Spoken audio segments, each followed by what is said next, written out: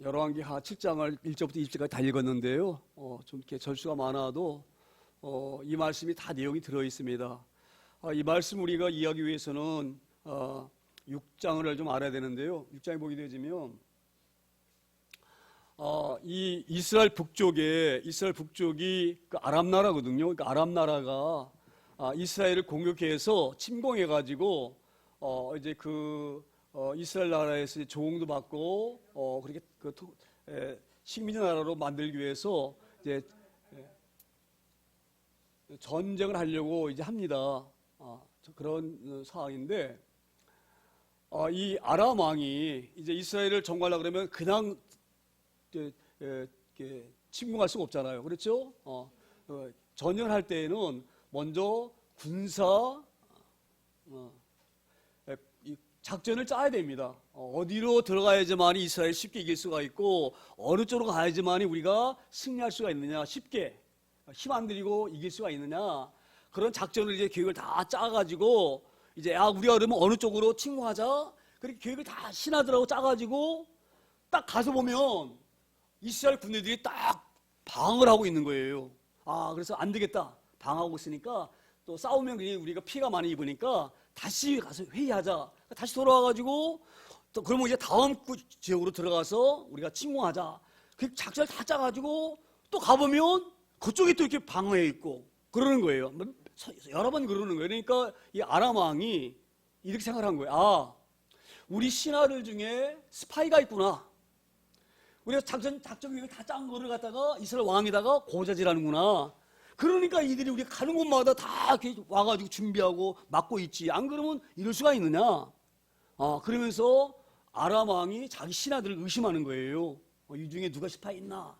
그러니까 그 신하들 중에 한 사람이 이렇게 말합니다. 왕이요, 우리 가운데에 스파이가 있는 것이 아니라 이스라엘의 하나님의 종이라고 하는 그 엘리사라는 사람이 있는데 그 사람이 뛰어난 사람입니다. 그 사람이 다 알고 다 우리 계획을 알고 그렇게 하는 것입니다. 그렇게 얘기를 한 거예요. 그러니까 이 아람 왕이 그래? 그럼 엘리사만 잡아 죽이면 되겠구나. 그러면은 우리 계획을 모를 거 아니냐?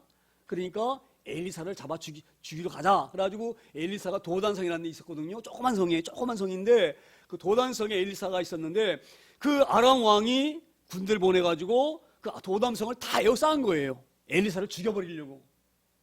그러니까 이제 아침에 딱 일어서 보니까 엘리사의 종이, 그 사환이 밖에 이렇게 나가서 내다보니까 성 밖에 그냥 이 아람 군대가 막 그냥 완전히 포위돼가지고 있는 거예요. 그러니까 이제 이 종이 엘리사에 가서 이렇게 얘기한 거예요.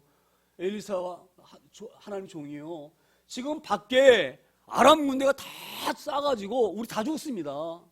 그러니까 어떻게 하면 좋겠습니까? 그러니까 엘리사가 걱정하지 말아라. 저 아람 군대보다 하나님의 군대가 더 많다. 너 한번 하늘 쳐다봐. 그러니까 사환이 딱 하늘 쳐다보는데 그 사환의 눈이 빡 떠져, 영적인 눈이 떠져가지고 딱 보니까 하늘에 불병거가 그냥 막 가득 차 있는 거예요. 그 엘리사를 보호하려고 하나님께서. 할렐루야. 하나님 우리 그렇게 보호하신 하나님이십니다.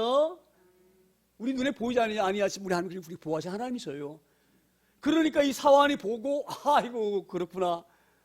그리고 이제 안심을 한 거예요. 그래가지고 이제 결국은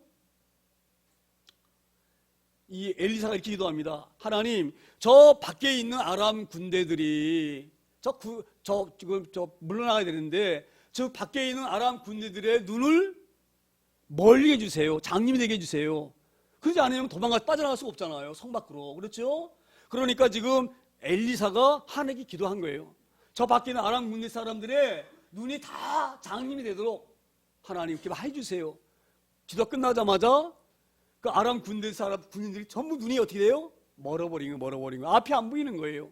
그때 엘리사가 그 사원을 들고 밖에 나가서 아람 군대에게 얘기를 합니다. 당신들 다 지금 눈이 안 보이는데 당신들 잘못하면 구름이 빨리 다 죽는다. 그러니 나를 따라와라. 그럼 나를 따라오면 당신의 왕 앞으로 내가 다 당신을 데려가겠다. 그러니까 나를 따라오라. 그러니까 별 수가 없잖아요. 앞이 안 보이니까. 그렇죠? 그래서 이 아람 군대가 그 엘리사 뒤를 쫄쫄 따라가지고 앞 사람이 이 사람 붙잡고 또 뒷 사람이 붙잡고 이렇게 해가지고 쫓아가서 어디로 갔느냐?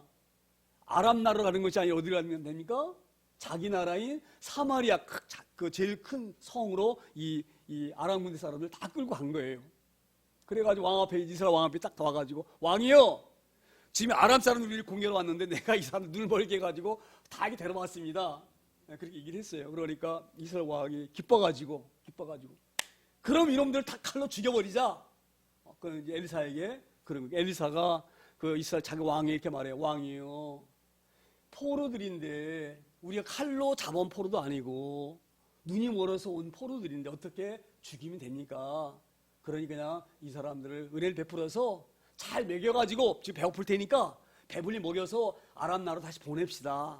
그렇게 얘기한 거예요.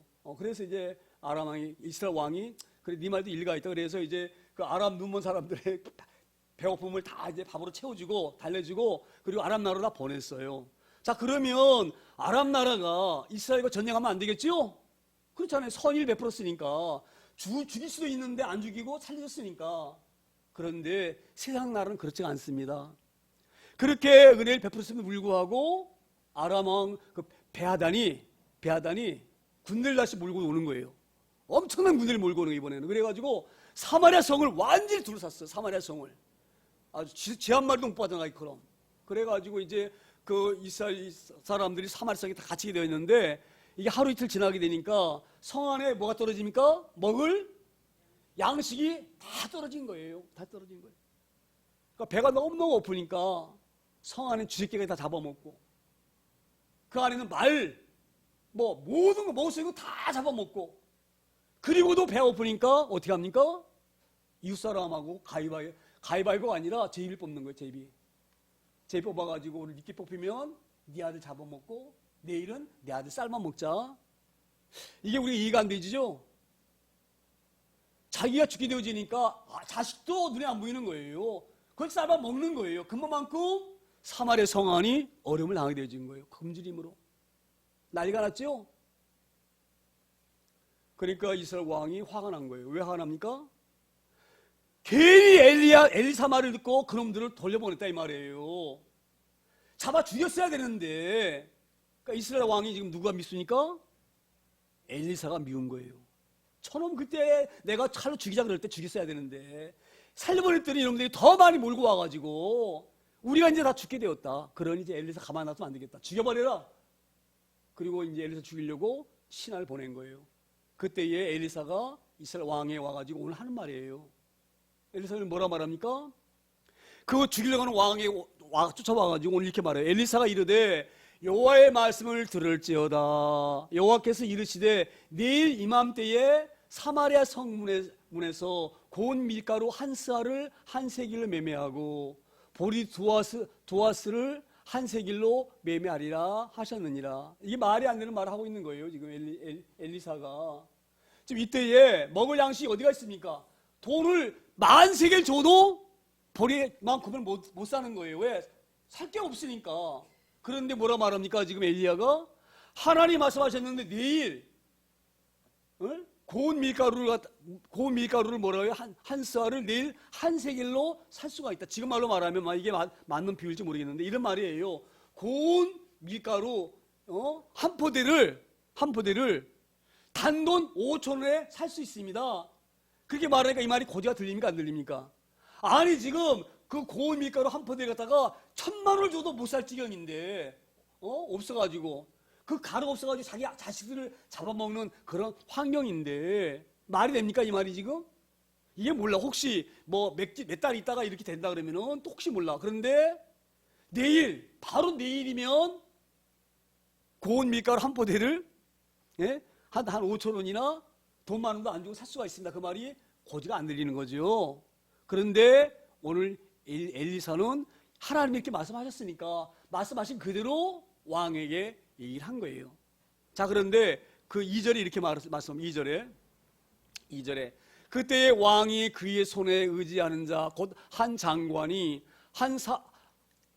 하나님의 사람에게 대답하 이르되 여호와께서 하늘에 창을 내신들 어찌 이런 일이 있으리요 하더라. 말이 됩니까? 저는 이 말이 무슨 말이냐면 집으로 말하면 경제 부총리쯤 되는 사람이에요. 그러니까 지금 이스라엘 나라의 나라 살림을 도맡아 하는 장관이 옆에서 가만히 그 말을 듣고 이 말이 안 되는 소리야. 그러니까 지금 엘리사에게 뭐라고 말하냐면 하나님께서 하늘의 문을 확 여시고 밀가루를 그냥 쏟아 부으셔도 그게 될 일이 없다. 말이 되는 말을 해라. 오늘 우리가 중요한 것을 우리가 이 부분에 알아야 됩니다. 사람들은 자기 머리에 믿어지는 것만 믿는 거예요. 자, 그런데 오늘 이 말이 엘리사가 개인적인 말로 하는 겁니까? 아니면 하나님 말씀하십니까? 하나님이 말씀하고 계시는 거예요. 할렐루야. 이게 믿음입니다. 믿음. 믿음은요, 하나님 말씀하셨기 때문에 우리가 이해 안 되어져도 아멘 하고 믿는 거예요. 할렐루야.